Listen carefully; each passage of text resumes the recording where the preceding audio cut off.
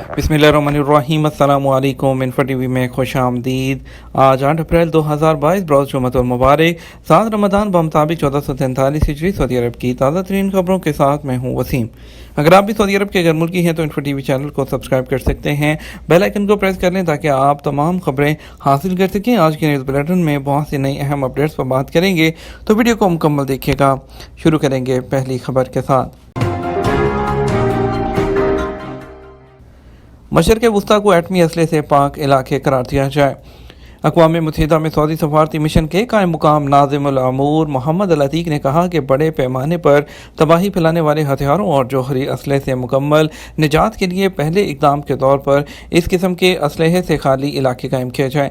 ख़ुसूसन मशरक़ वस्ता को बड़े पैमाने पर तबाही फैलाने वाले हथियारों और एटमी असले से पाक इलाके को करार दिया जाए। 5 साल से ज़्यादा पुराने ट्रकों की दरामद पर पाबंदी का निफाज कब से। सऊदी पब्लिक ट्रांसपोर्ट अथॉरिटी ने कहा कि 5 साल से ज़्यादा पुराने ट्रक दरामद नहीं किए जा सकते। पुराने ट्रकों की दरामद पर पाबंदी आयद कर दी गई। अली इक़्तिसादिया के मुताबिक अथॉरिटी ने कहा कि 5 मई 2022 से 5 साल पुराने ट्रकों की दरामद जो है उस पर पाबंदी नाफिज कर दी जाएगी। अथॉरिटी का कहना है कि यह फैसला सामान की मुंतकिली के लिए मखसूस हर तरह के तमाम बड़े ट्रकों पर लागू होगा। ऐसे ट्रक जिनका मजमूई वज़न 3.5 टन से ज़्यादा हो उन सब पर यह पाबंदी होगी। ट्रक की मियाद का एतबार उसके मॉडल के साल में जनवरी के महीने से होगा। पब्लिक ट्रांसपोर्ट अथॉरिटी ने कहा इस फैसले की बदौलत सऊदी अरब में ट्रांसपोर्ट का मेयार बुलंद होगा और मुकाबले का अच्छा माहौल पैदा होगा। माहौलियाती तहफ़्फ़ुज़ के टारगेट पूरे होंगे, कार्बन के अखराज में कमी होगी, आलूदगी का दायरा महदूद और ईंधन के इस्तेमाल का तनासुब कम होगा। ट्रकों की मेंटेनेंस और कॉस्ट में भी कमी आएगी। एहसान प्लेटफॉर्म के तहत अतियात मुहिम जुमे से। खादम हरमैन शरफैन शाह सलमान बिन अब्दुल अजीज़ ने रमज़ान के दौरान कार खैर की हौसला अफजाई के लिए एहतियात मुहिम चलाने की मंजूरी दी है। आज जुमा 8 अप्रैल को एहतियात मुहिम चलाई जाएगी। सरकारी खबरसा एजेंसी एसपी के मुताबिक Saudi data and artificial authority सदाया के सरबराह डॉक्टर अब्दुल्ला अल गामदी ने बताया कि सऊदी क़यादत कार खैर की हौसला अफजाई करती है। एहसान प्लेटफॉर्म के जरिए एहतियात मुहिम की सरपरस्ती पर शाह सलमान और वली अहद शुक्रिया के मुस्तहिक हैं। डॉक्टर अल गामदी ने मजीद कहा क़यादत की सरपरस्ती के बाइस एहसान प्लेटफॉर्म फलाही काम तेज़ी से बेहतर शक्ल में अंजाम दे रहा है। एहसान प्लेटफॉर्म को 12 सरकारी इदारों की मुआवनत हासिल है। गुज़श्ता साल 1 अरब 450 मिलियन रियाल से ज़्यादा के एहतियात जमा हुए थे, जिन्हें 40 लाख से ज़्यादा ज़रूरतमंदों में तकसीम किया गया। मुलाजिम की तनख्वाह बैंक में जमा न कराने पर कितना जुर्माना है। वज़ारत मेहनत और समाजी बहबूद के मुताबिक अगर किसी कंपनी या इदारे ने अपने मुलाजमीन की माहाना तनख्वाह बैंक में जमा न कराई हो तो उस पर 10,000 रियाल जुर्माना होगा। जितने माह तनख्वाह जमा नहीं होगी उसी हिसाब से माहाना 10,000 रियाल जुर्माना लगाया जाएगा। अखबार 24 के मुताबिक वज़ारत मेहनत और समाजी बहबूद ने कानून मेहनत की खिलाफवर्जी और उन पर सज़ाओं का चार्ट जारी किया है। कानून मेहनत के लाए अमल की मंजूरी वज़ीर मेहनत ने दी है।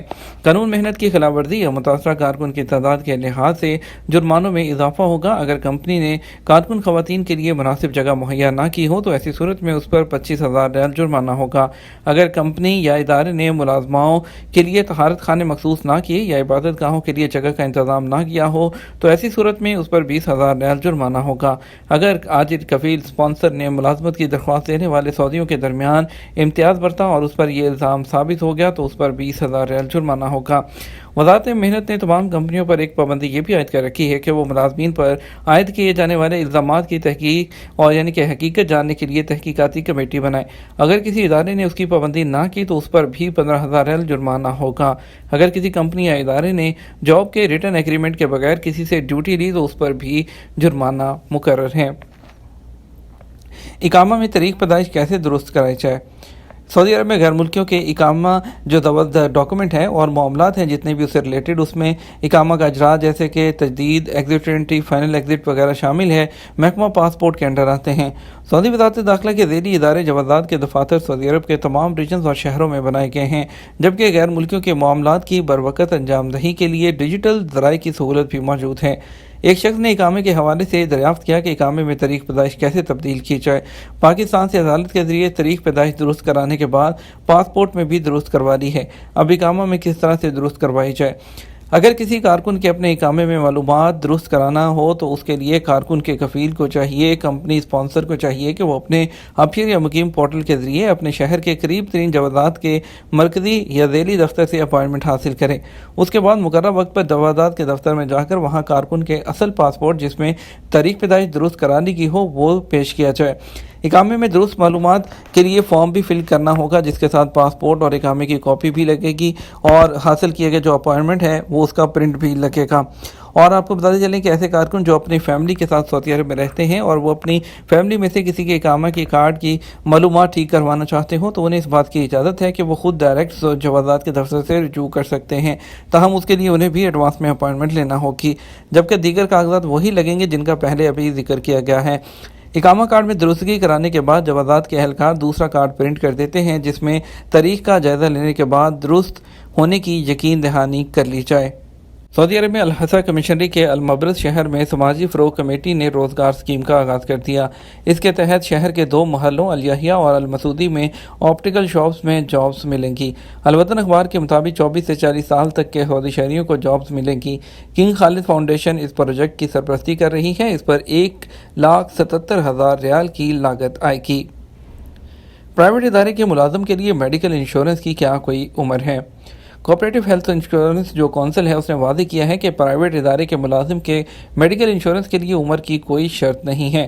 نیا میڈیکل انشورنس پیکیج اضافی فوائد پر مشتمل ہے اور ان کا کہنا تھا کہ پرائیویٹ ادارے کے سعودی ملازم یا غیر ملکی ملازم ہوں دونوں پر یکساں طریقے سے قانون لاگو ہوتا ہے، کوئی بھی عمر کی حد کا پابند نہیں ہوگا۔ پرائیویٹ ادارے کے ملازم کی عمر کتنی ہی کیوں نہ ہو میڈیکل انشورنس لازمی ہے، عمر کی کوئی شرط نہیں۔ یہ اصول اور ضوابط لازمی میڈیکل انشورنس کے دائرے میں آنے والوں پر لاگو ہوتے ہیں۔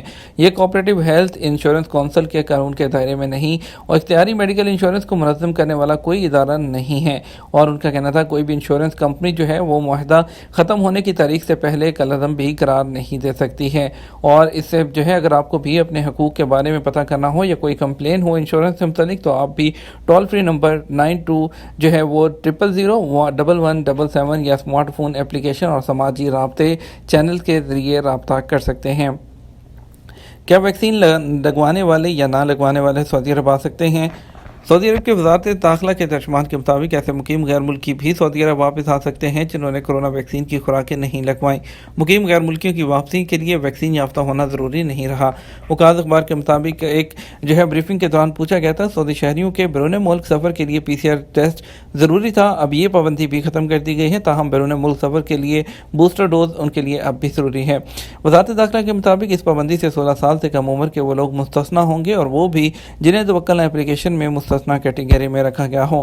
مزید کہا گیا جو مقیم غیر ملکی ویکسین لگوائے بغیر سعودی عرب پہنچیں گے ان پر ویکسین کے حوالے سے وہ پابندیاں عائد ہوں گی جو سعودی شہریوں اور سعودی عرب میں موجود غیر ملکیوں پر نافذ کی جا رہی ہیں۔ سعودی عرب سے باہر جانے کے لیے PCR ٹیسٹ کی پابندی ختم ہو گئی ہے، تاہم ایسے ممالک جہاں کا سفر کرتے وقت ان ممالک کو PCR ٹیسٹ کی رپورٹ چاہیے تو وہاں پابندی ضروری ہوگی۔ سعودی شہریوں کو میزبان ملک کی پابندیوں کا احترام کرنا ہوگا۔ مزید تفصیلات آپ ایئر لائنز کی ویب سائٹ سے بھی حاصل کر سکتے ہیں۔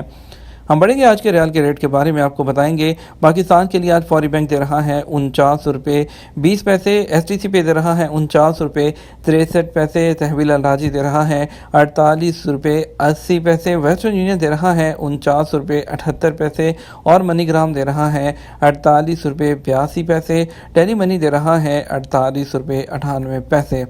بات کرتے ہیں انڈیا کی تو انڈیا دے رہا ہے فوری بینک کے لیے 19 روپے 80 پیسے، انجاز بینک 19 روپے 82 پیسے، STC پہ 19 روپے 82 پیسے، تحویل الراجی 20 روپے 24 پیسے اور ویسٹرن یونین 19 روپے 90 پیسے، منی گرام 19 روپے 91 پیسے۔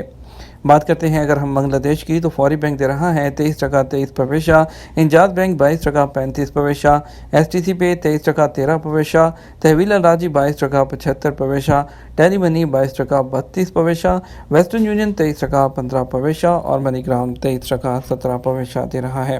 یہ تو ہمارا اب تک کا نیوز بلیٹن۔ ہم مزید خبروں کے لیے ہمارا شام 6 بجے کا نیوز بلیٹن دیکھ سکتے ہیں۔ اس کے ساتھ ہم آپ سے اجازت چاہیں گے، ویڈیو کو لائک اور شیئر کیجیے گا۔ آپ کے قیمتی وقت کا شکریہ، اپنا خیال رکھیے گا۔ السلام علیکم۔